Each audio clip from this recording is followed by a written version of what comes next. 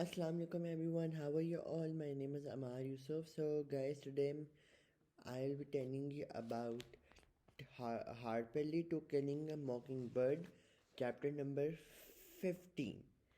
After many telephone calls, much pleading on behalf of the defendant, and a long forgiving letter from his mother, it was decided that Dill could stay. We had a week peace together.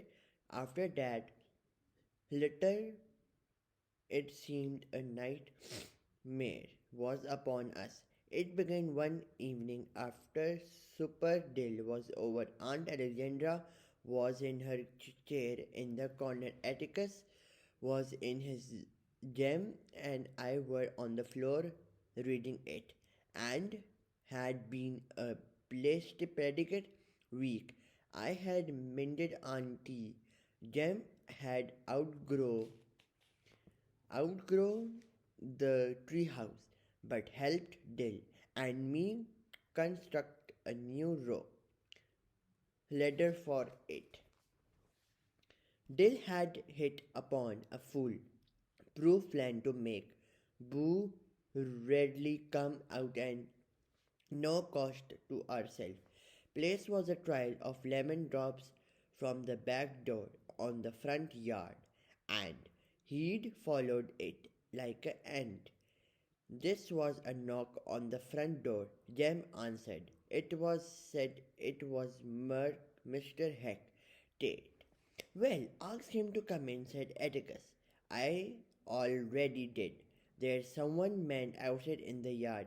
They went they want you to come out.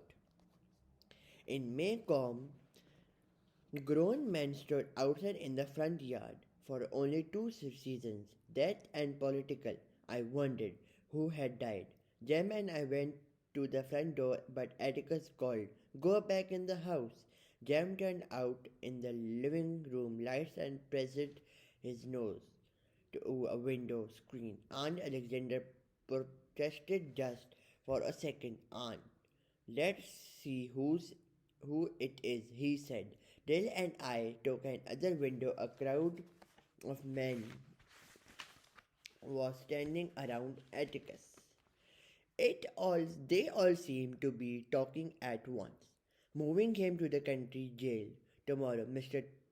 Tate was saying, I don't look for any trouble, but I can't granted there won't be any. Don't be foolish. Heck, Atticus said, this is Maycomb. Said I just was unsee. Heck, we've gotten one postment of this case. Just to make sure there's nothing to be uneasy about this. It is Saturday. Atticus said, trial will probably be Monday. You can keep him one night, can't you? I don't think anybody in Maycomb. I'll begrade him a client with times this hard.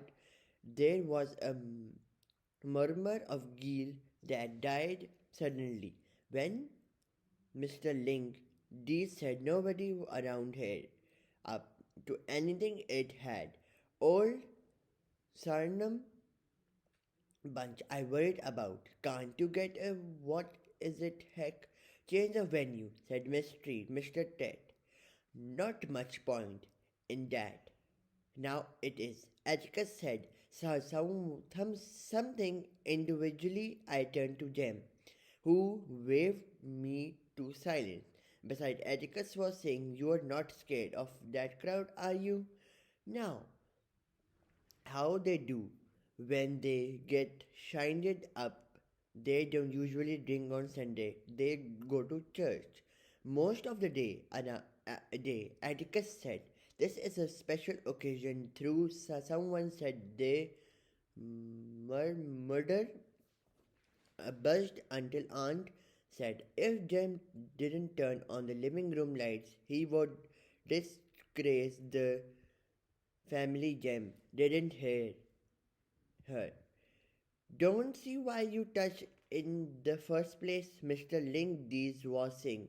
You have got everything to lose from this, Atticus. I mean, everything. You do really think so? This was Atticus' dangerous question.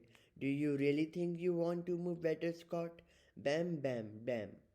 And the checkerboard was swept clean of my men. Do you really think that, son? This read, this is Jem, would struggle the rest of an evening through the speeches of Harry Reed. Think that boy might go to the chair, but he's not going. Tell the truth. Told Atticus' voice was even, and you know what the truth is. There was a murder among the group of men made front steps. The men drew nearer to him. Fra- Suddenly, James screamed, Atticus, the telephone's ringing. The men jumped a little and scattered. There were people we saw every day. Merchants in town, farmers, they ring old. There was no so much. Laughter broke him. Them up when Atticus switched on the overhead light in the living room. He found them at the window play, except for a witty mark of the screen on his nose. Why on earth you are all sitting in dark? He said. Jem watched him to go to his chair and pick up the evening paper. I something think Atticus subjected every crisis of his life to tranquil evaluation behind the mobile registered the Bringmanjolim news and the advertiser. They were after you, weren't they, Jem? Want him? They wanted you to get you, didn't they? Atticus loved the paper and gazed at Jem. What was you have been reading? He said. Then he said gently, no, son, those were our friends. It wasn't us gang. Jem was looking for the corners of his eyes. Atticus tried to still fly a smile but didn't make it. No, we don't have mobs and nonsense in Maycomb. I've been never heard of a gang in Maycomb. Ku Klux got after some catalog one time never heard of any catalog in Maycomb. Either said Atticus, you are confusing that with something else. Way back about 1923 was a clan, but it was a political organization more than anything besides they couldn't find anybody to scare.